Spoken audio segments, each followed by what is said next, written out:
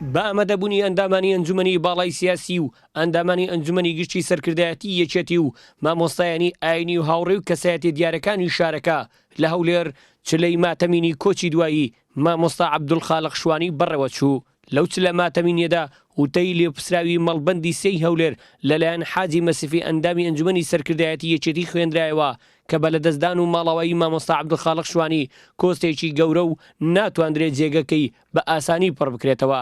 ئەو پیاوە لە تەمەنی خۆیدا لە ڕێگای ئاینەوە خزمەتێکی بەرچاوی بە کورد و کوردستان کرد.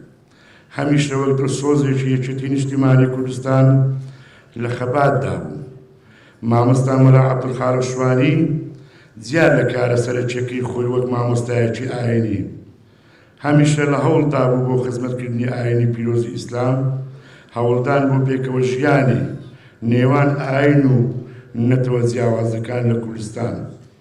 هاوکات وەک نووسەر و میدیاکارێکیش لە ڕێگای نووسین و پێشکەشکردنی بەرنامەی ڕادیۆ و تەلەڤیزیۆنیەوە لە هەوڵداوە بۆ خزمەتکردنی ئاینی پیرۆزی ئیسلام و گەیاندنی پەیامە پیرۆزەکەی بە زۆرترین خەڵکی کوردستان. میوانانی خۆشەویست، ئەمڕۆ کە لە چلەی مامۆستا مەلا عەبدولخالق شوانی دەبێت دوو پارتی بکەینەوە کە لە دەستدانی مامۆستا مەلا عەبدولخالق شوانی کۆستێکی گەورە بوو بۆ هەمومانی غەمبار و نیگەران کرد. بۆیە ئاستەمە بتوانین بە ئاسانی شوێنی پڕ بکەینەوە. مامۆستا عەبدولخالق شوانی جگەلەوەی وتار خوێن بوو، هاوکات نووسەر و میدیاکارێکی دیار بوو، بە تایبەت لە نووسین و وتارەکانیدا باسی یەکڕێزی نیشتیمانی و پەروەری و ڕێزگرتن لە ئاینی پیرۆز و ئاشتەوایی دەستێکی باڵاشی هەبوو. بۆیە هاوڕێ و دۆستەکانی مامۆستا وەها بیرەوەریەکانیان دەجێڕنەوە. ئەمڕۆ مەڵبەندی سێ یەکێتی نیشتیمانی کوردستان هەستاوە بە چلەی ماتەمینی بۆ ئەو مامۆستا بەڕێزە و ڕێزی لەو مامۆستایە ناوە.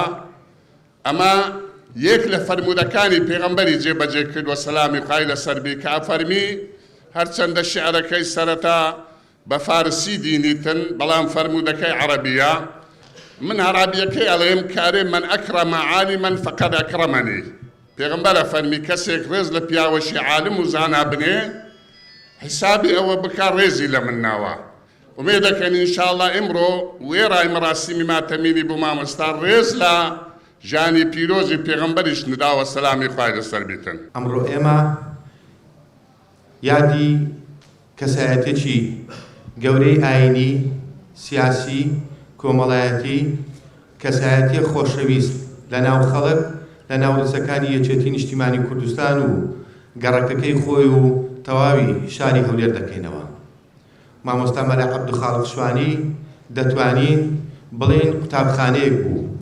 قوتابخانەیەک بوو ئینسان دەیتوانی لەوێوە لێوەی فێر بێت کە ژیان چییە، ئاین چییە، سیاسەت چییە، کوردایەتی ڕاستەقینە چییە. لای خۆیەوە مەلا یونس کوڕی مامۆستا عەبدولخالق شوانی کۆچ کرد و وتاری بنەماڵەی خوێندەوە و ڕایگەیاند ئامادەبوونتان نواندنی وەفا و دڵسۆزیە بۆ ڕۆحی باوکم و سەلماندتان کە هەمیشە دڵسۆز و دۆستێکی نزیکی باوکم بوون.